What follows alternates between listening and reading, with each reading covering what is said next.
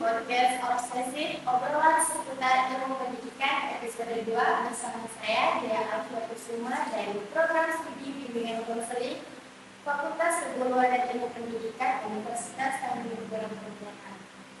Nah, hari ini kita sudah kedatangan bintang tamu yang spesial, yaitu Ibu Elianti MPD. Beliau merupakan dosen dari Program Studi Bimbingan Konseling Fakultas Keguruan dan Ilmu Pendidikan Universitas Tanjung Pinang Pontianak. Halo Ibu. Halo. Ibu bagaimana kabarnya hari ini? Alhamdulillah sehat. Nah, Ibu, di episode 2 podcast Obsesif ini kita akan membahas tentang pergaulan bebas di kalangan remaja. Nah, masa remaja ini kan Ibu, di mana masa izin mencari diri kita sendiri. Nah, karena ini sudah masuk ke dalam periode transisi menuju ke dewasa. Nah, seringkali mereka itu kan bergaul di sana, mari berkumpul dengan siapa saja untuk meningkatkan identitas dirinya, dan termasuk itu dalam pergaulan bebas. Nah, jadi menurut Ibu, apa sih pergaulan bebas itu? Oke, terima kasih Mbak Adia. Dan saya sebelumnya saya akan menjelaskan bahwa di dalam dunia pendidikan itu ada 3 dosa besar. Yang pertama, seks bebas di pendidikan. Yang kedua, narkoba. Dan yang ketiga itu bullying. Ini adalah juga dosa besar yang ada di dunia pendidikan yang merusak generasi penerus bangsa. Baik, terima kasih. Saya akan menjelaskan pergaulan bebas secara lebih itu diartikan sebagai perilaku individu kelompok yang menyimpang. Nah, sikap menyimpang ini melewati dari batas aturan yang berlaku, kewajiban, tuntutan, cara dan perasaan malu. Pergaulan bebas juga bisa diartikan sebagai perilaku menyimpang yang melanggar norma sosial yang ada dan norma agama yang selalu berbeda. Nah, di zaman yang semakin berkembang ini dan semakin beragam pula tingkah laku serta masalah yang muncul di kalangan remaja. Semakin beragam pula tingkah laku yang dimunculkan oleh remaja, yaitu masalah lingkungan sosial, terutama pada remaja di tingkat SMP dan tingkat SMA. Nah, Ibu, di sini sudah terdapat beberapa kasus dari pergaulan bebas, seperti kasus Haikya atau Ibu Sinta meningkat akibat pergaulan bebas didominasi usia produktif. Orang tua bercerai, anak terjebak pergaulan bebas lalu hamil di usia 15 tahun, ini putus sekolah. Sepasang pelajar terlibat pergaulan bebas di SMK Sopeng baru tinggal saat hamil 6 bulan. Nah, dari beberapa kasus yang sudah disebutkan, kan pasti banyaknya kasus yang di luar sana tentang pergaulan bebas ya. Nah, apa saja sih ciri-ciri pergaulan bebas lainnya pada kalangan remaja yang pernah Ibu temui? Baik, setelah kita mengetahui pengertian dari pergaulan bebas, sekarang kita akan menjelaskan pendidikan ciri-ciri dari pergaulan bebas itu sendiri, yaitu yang pertama kurang bertanggung jawab terhadap tugas yang sudah diberikan, dan yang kedua itu tidak bijak dalam memanfaatkan waktu. Artinya anak ini seperti bermain game sehari-hari. Dan yang ketiga itu menghamburkan uang untuk kesenangan semata menurut kepuasan nafsu. Yang selanjutnya itu melakukan seks bebas. Dan ciri-ciri selanjutnya itu tidak menghargai orang tua, kemudian berperilaku yang merugikan masyarakat, dan selanjutnya remaja yang merokok dan minum alkohol. Dan ciri-ciri selanjutnya itu berpakaian yang tidak pantas atau terlalu terbuka, vulgar, yang bisa merangsang orang melakukan sesuatu yang negatif. Selalu memiliki rasa dendam yang berlebihan terhadap hal yang negatif. Misalnya ini membuka hidup foto, ingin membaca hal-hal yang negatif, misalnya tentang seks. Mungkin itu ciri-ciri dari pergaulan bebas yang ada di kalangan remaja. Saya disebutkan ciri-ciri dari pergaulan bebas. Nah, tentu saja pasti ada faktor penyebab pergaulan bebas itu yang bukan. Nah, jadi apa saja sih faktor yang menyebabkan pergaulan bebas di kalangan remaja? Nah, berikut adalah beberapa faktor yang menyebabkan pergaulan bebas itu terjadi di kalangan remaja. Yang pertama itu rendahnya tingkat pendidikan keluarga. Nah, keluarga itu sendiri adalah tonggak utama terbentuknya karakter anak. Dan yang kedua itu keluarga berpenghuni. Keluarga yang kurang harmonis akan mempengaruhi anak melakukan pergaulan bebas sendirian. Dan yang ketiga itu ekonomi keluarga. Ekonomi keluarga ini juga menunjang anak melakukan pergaulan bebas sendirian. Kemudian kurang wawasan agama. Nah, mungkin di sini anak ini kurang ditanamkan pendidikan agama. Misalnya kalau di rumah itu kan dimasukkan ke TPA atau beberapa pengajian seperti itu, dibekali ilmu agama. Jadi di situ anak-anak harus kuat iman, terutama maksud imannya, agar mereka tidak melakukan pergaulan bebas. Dan yang kemudian penyalahgunaan internet. Penyalahgunaan internet ini mereka seharusnya untuk remaja itu tidak harus ditutup akses yang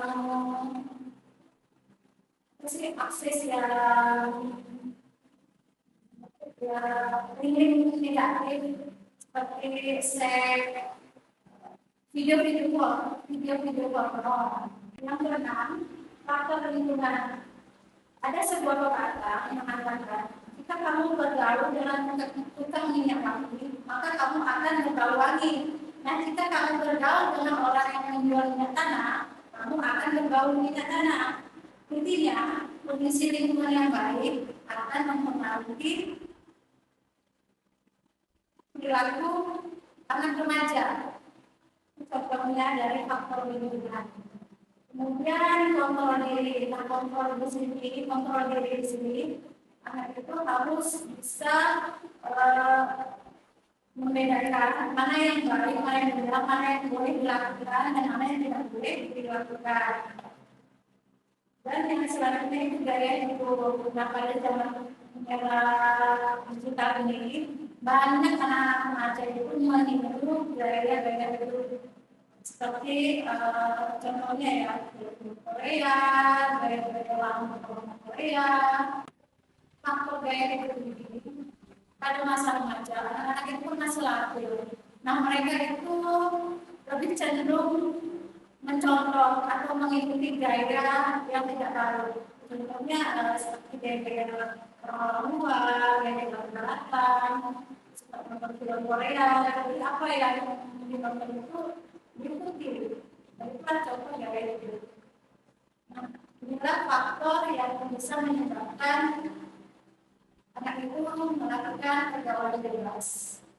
Nah, ini banyak sekali ya faktor-faktor yang kita temui untuk menyebabkan anak itu menjadi pergaulan bebas. Pertama faktor seperti lingkungan, gaya hidup. Nah, dari faktor tersebut pastilah terdapat dampak yang timbul. Nah, apa saja sih dampak jangka pendek dan jangka panjangnya dari pergaulan bebas remaja? Yang faktor-faktor penyebab yang dapat menyebabkan seseorang akan melakukan pergaulan bebas, ada pula dampak yang bisa dirasakan jika sudah terlanjur terjerumus ke dalam hal-hal yang negatif. Jadi dampak yang akan timbul, yang akan terjadi itu seseorang yang melakukan seks bebas bisa mengakibatkan kehamilan di wanita. Pada usia remaja itu kemungkinan besar akan terjadi. Ya, baik dengan faktor-faktor penyebab yang disebutkan tadi, dapat menyebabkan seorang anak melakukan pergaulan bebas. Kalau pula dampak yang bisa dirasakan jika terlanjur terjerumus ke dalam hal-hal ini.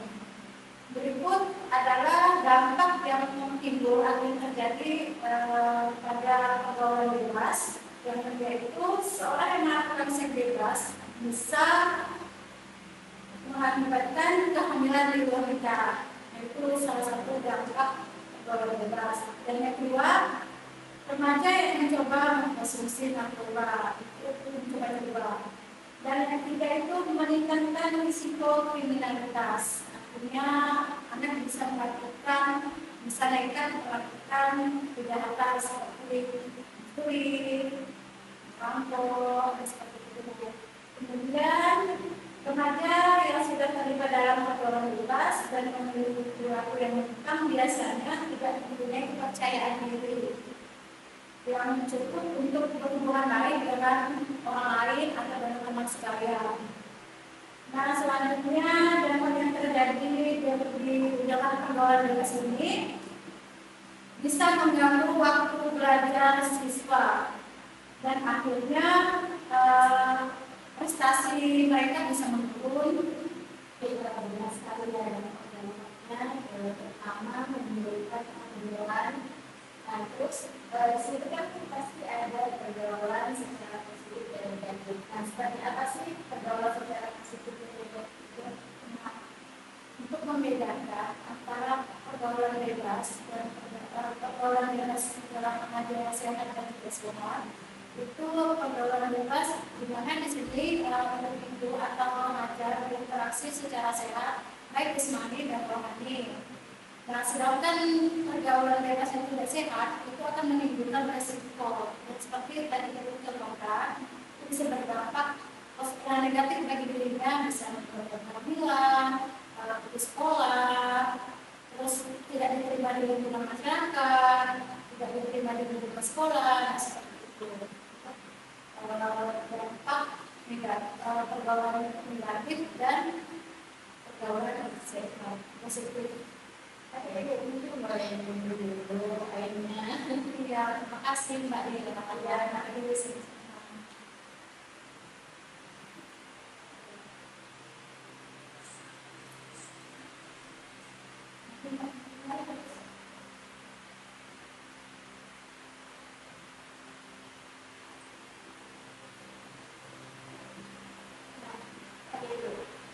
Jadi dari itu sudah banyak ya dampak dan itu sudah memberikan juga pergaulan yang positif dengan pergaulan yang negatif itu.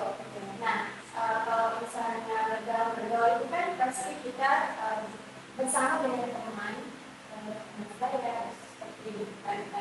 Nah, bagaimana sih peran teman sebaya dalam mendorong atau mencegah pergaulan bebas? Teman atau sahabat sebaya adalah teman yang dapat pada usia yang sama, yang diantaranya mereka bisa menjalin keakraban atau kebersamaan dalam bergaul di lingkungan sekolah maupun di lingkungan bermain di lingkungan. Nah, peranan teman atau sahabat sebaya pada remaja sangat besar dalam kehidupan, sangat berperan besar. Karena remaja ini pengaruhnya itu sangat kuat oleh teman sebaya. Kalau teman sebaya itu sudah berinteraksi atau melakukan hal-hal yang jahil, remaja tersebut akan mengikuti. Nah, kalau remaja melakukan hal yang positif, itu pasti berdampak pada diri remaja itu hal yang positif juga, dia akan meninggalkan hal yang buruk. Nah, seperti itu. Lalu teman sebaya ini itu cenderung pada sifat, pembicaraan, minat, dan perilaku lebih besar dari pengaruh lingkungan keluarga. Nah, di situ. Jadi pengaruh teman sebaya ini sangat berperan penting dalam pergaulan bebas remaja. Oke, itu masuk ke dalam ranah bidang itu ya. Nah, jadi apa sih layanan yang bisa diberikan untuk mengedukasi remaja supaya tidak terjerumus ke pergaulan bebas tersebut? Oke, baik. Nah, ini tugas pokok seorang guru BK di sekolah ya. Ini peranannya sangat penting untuk mencegah atau preventif pada pergaulan bebas ini. Khususnya tugas guru BK di sekolah. Guru BK itu bisa juga memberikan layanan secara kelas sekali kelas itu berupa materi tentang pergaulan bebas. Nah, di situ guru BK bisa memberikan materi tentang pergaulan bebas itu bisa menampilkan video-video yang mengenai apa sih dampak dari pergaulan bebas itu. Nah, terus di situ guru BK juga memberikan bimbingan kelompok, melalui bimbingan kelompok itu supaya siswa atau remaja bisa mengungkapkan masalah apa sih yang sedang dihadapi dia. Nah, itu bisa juga dipecahkan bersama-sama dengan seraya ataupun bersama guru BK. Nah, kalau guru BK tidak bisa menangani, bisa juga dengan guru BK lainnya dalam menangani masalah tentang pergaulan bebas. Nah, ada beberapa cara yang bisa dilakukan, baik mulai dari dalam diri, dari diri peserta didik atau remaja, bisa juga dengan bantuan lingkungan sekitar seperti keluarga, teman-teman yang baik, nah seperti itu. Itu saja kita. Oke, berarti peran guru diri tersebut sangat banyak ya, kita tidak sudah beliau pergaulan bebas sekarang. Nah, mungkin Ibu ada nasihat untuk teman-teman yang ada di rumah, remaja di rumah untuk menjauhi menjaga diri dari pergaulan bebas. Ya, baik dan Mbak Ria, mungkin bukan nasihat ya, tapi ini sedikit tips dari Ibu untuk para remaja yang ingin menjaga diri dari pergaulan bebas ya. Ini bukan nasihat dari saya, mungkin tips ya. Nah, yang pertama itu terapkan komunikasi dua arah. Jadi tidak hanya berbicara kepada anak, orang tua juga harus mendengarkan apa yang menjadi keluh kesah anak itu dengan baik. Jadi orang tua menjadi pendengar yang baik untuk anaknya. Nah, yang kedua itu hindari membentak atau teriak kepada anak ketika kondisi hati anak sedang tidak baik. Misalnya anak itu kan lagi ada masalah mungkin di sekolah, dengan teman, dengan guru. Nah, pulang ke rumah kan biasanya membawa wajah yang tidak enak. Jadi orang tua itu jangan langsung menyambut anak itu, kamu kenapa, jangan membentak dengan suara yang kasar atau dengan itu. Dan yang ketiga itu ajukan pertanyaan secara perlahan dan jangan langsung beruntur-untur. Maksudnya step by step. Kita dengarkan dulu keluh kesah anak, lalu kita bertanya selanjutnya seperti itu. Kemudian yang selanjutnya berikan informasi yang positif dan membangun sebagai motivasi. Jadi misalnya anak kita terpuruk kalau di sekolah bisa prestasinya rendah, berikanlah kita motivasi yang membangun. Misalnya dalam dengan guru dari teman. Jangan sampai anak itu merasa terasing. Jadi berikan motivasi secara membangun supaya anak itu kembali bersemangat untuk belajar lagi. Nah, selanjutnya menjadi tempat cerita anak. Jadi orang tua di sini menerima atau merangkul semua apa yang diceritakan anak itu, baik ataupun yang buruk yang didapat dari luar. Dan kemudian Allah memberikan apresiasi atau dibuat itu berupa memberikan waktu luang untuk bermain HP, tapi ada batasannya seperti itu. Nah, mungkin itu ya Mbak Ria, tips dari diri saya bisa saya berikan, bisa saya sampaikan. Terima kasih atas tips-tips yang diberikan. Nah, mungkin yang bahasa mengenai pergaulan bebas mulai dari perhatian, ciri-ciri, penyebab, dampak dan cara menghindarinya. Nah, jangan sampai kamu melakukan hal itu dan tetaplah memiliki prinsip yang kuat dalam hidup. Nah, untuk remaja di luar sana, jauhkan diri kalian dari pergaulan bebas yang akan merusak masa depan kalian, termasuk citra diri, merugikan diri sendiri, orang tua, maupun lingkungan sekitar. Kuatkan menjalani pendidikan agama dan menjauhi segala ego. Ya, yang pertama itu tumbuhkan dan tanamkan di diri anak-anak kita itu aku minallah dan aku minannas. Pandai-pandailah memilih teman bergaul. Ya, karena teman bergaul itu menentukan kita kemana yang dia. Oke Ibu, terima kasih telah menyempatkan hadir di podcast obsesi episode kedua kali ini. Meluangkan waktunya, terima kasih juga Ibu. Ya, sama-sama ya. Ya, mungkin kita akan ngobrol lebih dulu. Oke, baik Mbak. Terima kasih. Baik, saya Dia Alta Kusuma, pamit undur diri. Don't forget to like, comment, share, and subscribe channel di bawah ini. Bye.